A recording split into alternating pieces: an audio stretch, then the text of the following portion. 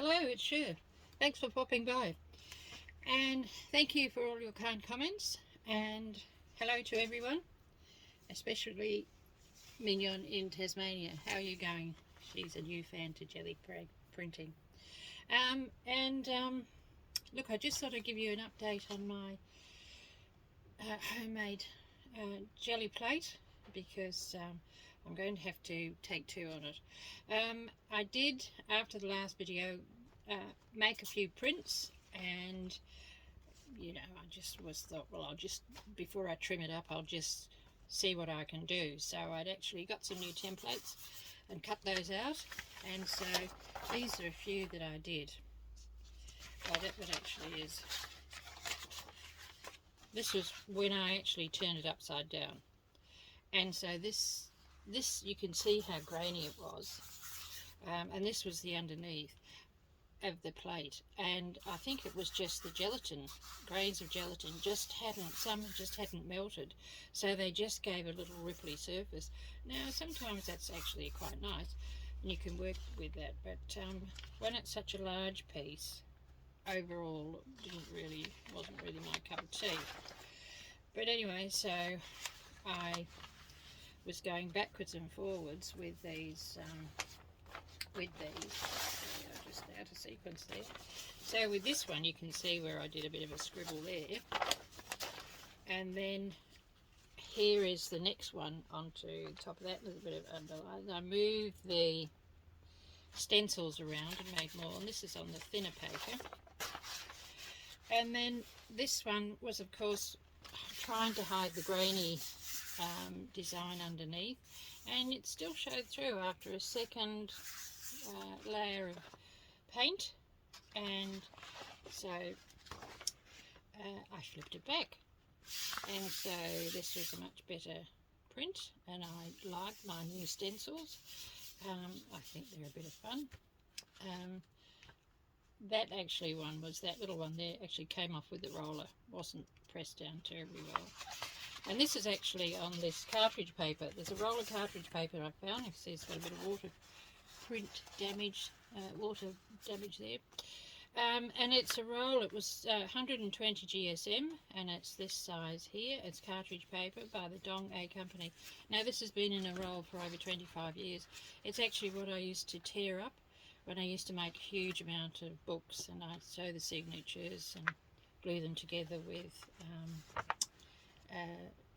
the gauze, and then make the books. When it was very labour intensive, but I loved it. It was just a great thing. But anyway, it's got all this paper, and it's actually quite nice to print on. So I thought I'll cut it in half, and I get reasonable sizes. Now this one, of course, I posted on the Gelli appreciation Facebook group, and this was the first the ghost print from one of the other prints. I don't know idea. And you can see these swirls here that I actually did through the ink, which of course I just love these gestural marks, and they really do work so well with thin acrylic paints and those rubber or silicone scraper tools, wherever they are, blenders. This one's this, so you can see the line of this where it comes back, and look, in 2 seconds. And anyway, that was that. And of course then I actually did that. You can see the silver there and the yellow, and then I did a couple more layers over the top, and I was very pleased with myself. So these are a couple of the ghost prints that were looking a bit ordinary. However, she says, I came to the plate, and the first one I actually did was, because I'm out of sequence here, I just thought I was organising, and I showed someone who visited the studio yesterday. This one here, this is the Husker Pens, and just the black and the red onto the gel, and look, I just couldn't get rid of it, to be perfectly honest. It just soaked in, but of course it actually lifted off onto the paper, which is this cartridge paper again. And I did all those other prints from this, and you can see here where it's still visible, but doesn't matter. But I thought really I should be a bit more organised and tidy myself up and fix up that edge underneath. And because I'd got a little bit of wood here and glued it, so I have a centre, and so I can line these prints up for get them in position, trying to be a little bit more organised. And blow me, I lifted this corner, and not only did I put my thumbnail through this, I actually tore the corner off there. I'm not quite sure. Oh yes, you can see it. And I couldn't believe it. So my plan is to actually cut this up. You know, I can have it sort of that size, but then I'm still going to have, you know, problems, and I'm still going to have that grainy surface underneath. But I mean, it's a lovely, you know, I love the feel of this plate. So I can cut it up, put it in the microwave, melt it down and make another one. You can put it through a sieve, get the bits of paint that are left on it. You can, you know, through a fine sieve that can remove them for you, and do it again. And the other thing was that where I had a few bubbles, because I did pull some newspaper over the top, and it was just after I'd poured it into the tray, and I got a few bubbles and I cleared some off, and there was a few left, and I thought, oh, you know, they'll be okay. She said.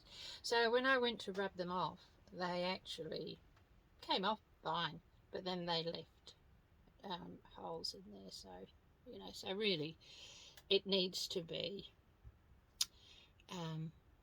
redone and remade. So I've got a few things on. So in my going to think that I was going to do all these fantastic prints this week with my new plate, actually it's not. I'm going to have to remake this. But the other thing was that, oh, this was actually this was the ghost print from this, and I just popped a bit of gold in there. So you can see how that Husker pen, or those Husker pens, still keep coming up. And this here was remnants of a stencil. So if you're drawing out your stencils, which I do, and you put them down, they're going to make marks, so you have to, you know, embrace the marks or just be very cautious. But the other thing I meant to mention, last time I was doing something, I actually did invest in some nice paper, and this is a Bristol paper, and it's lovely. It's 300 GSM, but you know, it's going over the $3 mark, and that's probably the amount of printing I do. That's my limit.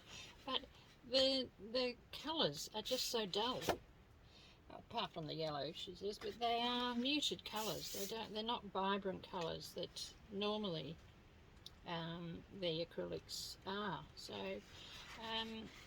yeah, so I'll just have to be a little bit cautious with that. So and I did go and look at some, because I don't have handy supplies nearby. I have to travel or do everything online. But I did actually look at some a couple of weeks ago at a art supply shop, and which is over an hour's drive away. And some of the nice papers, they started at $13 each. Well, that's a bit out of my budget, I'm afraid, and well and truly over my budget. If I was a professional printer, that would be not a problem. But when you're like me and you just play, and it's just a journey that I'm on, when I get a bit better in probably 10 years, I might look at doing something like that. But at the moment, I'm just using the cartridge paper, which I find fabulous, which is this one, and it's a good size. This is half the sheet, so if you wanted to look at, and it's inexpensive, so if you wanted to look at sheets of cartridge paper, that's the 120 GSM, and I just thought that was really good. And some of this is so old, and you know, must have been caught up in a leak in the roof somewhere at some stage over the years. Anyway, so I just thought I'd let you know what's happening, and if you've made yours, fantastic. But just be cautious when you come to turn them over, that not like me, you just were gung-ho and just flicked it. I think tip them out on your tray and tip them onto a plastic. Actually, I think these, someone gave me these, I think these are the boards for a cricket cutting plotter, and so they're very sticky on the underside, but they work quite well just for this on here because it needs to be on a non-porous surface. And I did try and rub oil in this, baby oil, but I'm not quite sure where it went. But anyway, I shall keep you posted and hopefully have something before the end of the week to let you know how it all went. But anyway, in the meantime, have fun, and I'll see you next time. Thanks for popping by. Bye.